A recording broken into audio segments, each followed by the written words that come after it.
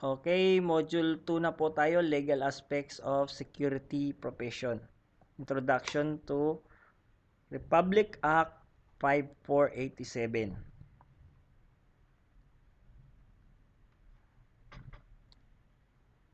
Lesson objective: at the end of the session, the trainees must able to identify correctly the limitations of their power, duties, and responsibilities. This module will help us to understand further legal aspects of security profession. Okay.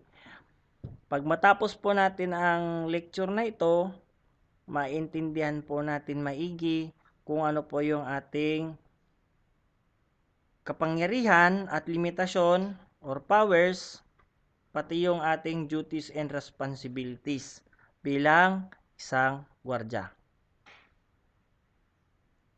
Okay. Ayon po sa Republic Act 5487, Rule number 13 of 2003 Implementing Rules and Regulation, meron tayong tinatawag na territorial power. Under Rule number 13, Section 1 of the Republic Act 5487, territorial power, a security guard shall watch and secure property of the person, the firm or establishment with whom he or his agency contract security services. Okay? Ito na po yung tinatawag nating area of responsibility. Dito na po yung tinatawag nating teritoryo. Dito na po yung tinatawag nating jurisdiction. Dito na po yung tinatawag nating sinasakupan. Okay. Sa territorial power na ito, dito po natin ini-exercise yung ating security profession. Tayo po yung nag-a-act as police dito sa territorial power na to, sa area of responsibility na to. Bakit po police? Kasi tayo po yung nagpapatupad sa lahat ng mga alintuntunin, lahat po ng rules and regulation. Okay? House rules na ibinibigay ni client o kaya ni kumpanya na ating pinaglilingkuran. Okay, kung ano po yung rules and regulation nila, for example ng mga rules and regulation, no smoking. Okay? Bawal po manigarilyo sa loob ng establishmento. Okay? Bawal po manigarilyo sa loob ng opisina. Bawal po ang kumain kung saan-saan. Dapat doon lang po sa kitchen. Okay? Bawal po magdala ng posporo sa loob ng building. Bawal po magdala ng sigarilyo sa loob ng building. Bawal po magdala ng lighter sa loob ng building. No ID entry policy din po. Yun yung mga example po ng mga pinapatupad natin na mga policy. Okay? Bawal din ang mga umihi kung saan-saan, dapat dun lang sa intended area na kung saan dun pwedeng umihi. Halimbawa sa CR, sa restroom, dun lang po dapat. Okay? Yun po yung example. Then meron din po mga example para sa mga nilalabas na mga kagamitan, kailangan meron tayong tinatawag na gate pass. Okay? Gate pass. Parang example ng gate pass, pag pumupunta tayo sa isang tindahan o kaya sa grocery, meron po tayong dala-dala na resibo. Yun po yung magse-serve as gate pass. At kung may mga delivery naman po, delivery doon sa area of responsibility natin, hinahanapan po natin yan ng delivery pass. Okay? Pag may mga contractor naman o mga construction worker na gagawa sa ating building o kaya sa ating area of responsibility, kadalasan po hinahanapan din ni admin or ni management ng work permit bago sila gagawa. Bago pa papasukin lahat ng mga tao, kailangan po natin i-screen muna. Gagamitan na natin ng SOP ng screening. Okay, hanapin natin yung pangalan ng tao, kikilalanin po natin sila, tatanong natin kung anong company sila, anong purpose nila, sino ang contact nila sa loob. Okay? Ano po yung scope of work nila. Okay? Hahanapan din po natin ng work permit bago sila mag-umpisa sa trabaho. Kapag walang work permit, hindi po sila pwedeng payagang magtrabaho doon sa loob ng area of responsibility. Okay? Dito sa territorial power na ito, dito din natin ini-exercise yung tinatawag natin to protect lives and properties. Kahit anong buhay man ng tao, buhay ng halaman, buhay ng mga hayop, dapat po pinoprotektahan natin yung nandito sa within area of responsibility natin. Yun po yung tinatawag natin territorial power. Okay. Meron extension ang territorial power natin. Okay, meron siyang extension. Dahil meron tayong DDO, pwede rin nating ma-extend yung ating kapangyarihan as security guard. Okay, pwede nating escort yung mga valuable material at saka yung mga VIP. Okay, nakuha po. Okay, next. Section number 2. Republic Act 5487, Rule number 13, Section 2. Arrest by security guard.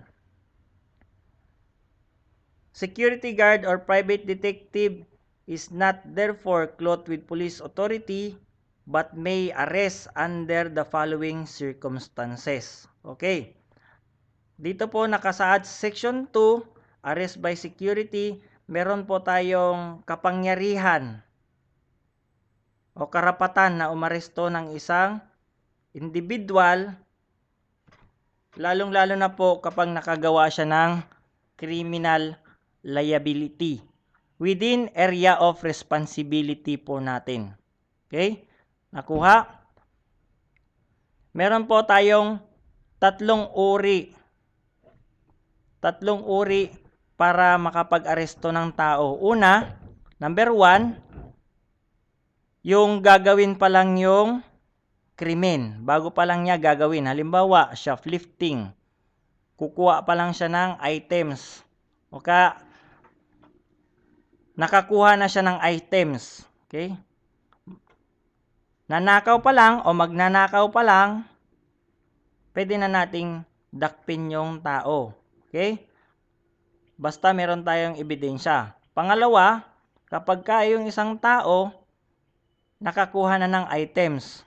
At pangatlo, meron din tayong karapatan o kaya kapangyarihan ng umeresto ng tao kapag yung isang tao ay takas sa bilangguan. Okay? Yun po yung arrest by security guards.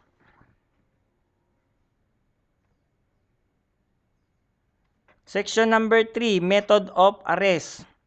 Okay. Method of arrest, when making an arrest, the security guard or private detective shall inform the person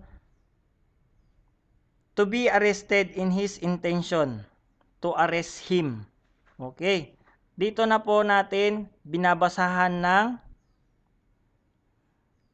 ng sala o kaya dito natin ini-inform yung tao na inaaresto natin bago natin siya kukunin.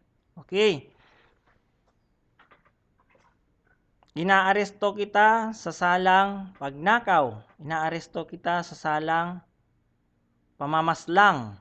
Okay, parang yun po yung sasabihin natin. Okay? Wala kang karapatang manahimik, ikaw ay may karapatang mamili ng abogado. Kapag wala kang makuhang abogado, pagkakalooban ka ng gobyerno para ipagtanggol ang iyong sarili. Okay? Yun po yung ibig sabihin ng section number 3.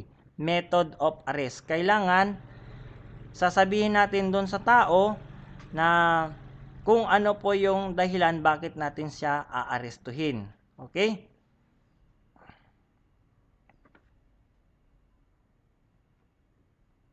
Section number 4 naman po, duty of security guard in making arrest. Okay, meron tayong tungkulin. Meron tayong pananagutan sa batas. Kapag halimbawa umeresto tayo ng tao, kailangan meron tayong coordination doon sa proper authority at hindi natin dapat patagalin yung ating inarestong tao o dinakip doon sa isang area of responsibility na hindi natin na ite-turn over sa police. Okay, nakalagay dito, duty of security guard in making arrest. Any security guard making arrest shall immediately turn over the person arrested to the nearest peace officer, police outpost, or headquarters for custody. Okay. Kapag hindi natin na i-turn over ng maayos at properly yung tao na naaresto natin, maaari tayong kakasuhan under Article 125 ng Revised Penal Code ng illegal detention. Okay? Kaya mag-ingat. Pag naaresto natin yung isang tao, dadalhin natin sa security office o kaya sa management, and then magkakandak tayo ng interview, interrogation, kukunin natin yung 5 W's and 1 H's, yung who, what, where, when, why, how. Okay? Kukunin po natin lahat yon. Pagkatapos ng nakuha na lahat ng detalye, ilalagbok po natin yon, and then iti-turn over natin yung tao na naaresto natin sa barangay. Okay? Pagkatapos ng barangay, kung anong sasabihin ng barangay, kailangan itong ipamedico legal, papa-check up natin sa ospital, dapat magkaroon to ng medical record. Na bago siya pumasok sa police, kailangan meron siyang medico-legal na record. Okay? Then pagka napatunayan naman sa police, pag nakuha na ni police, na-receive na ni police, pag napatunayan na nagkasala yung tao, automatic, ite-turn over na ngayon siya sa kulungan para lilitisin na siya. Okay? Ganun po yung proper turnover. Mula sa area of responsibility, pag nadakip natin yung tao, dadalhin natin sa security office or management. Pangalawa, sa barangay. Kung anong advice ng barangay, ipapamedico legal natin, dadalhin natin sa ospital. Then, pangatlo, sa police. Okay, pag na-turn over na po sa police, lilitisin na po siya sa korte. Then, pag guilty, napatunayang nagkasala yung isang suspect, ikukulong na po siya sa bilangguan.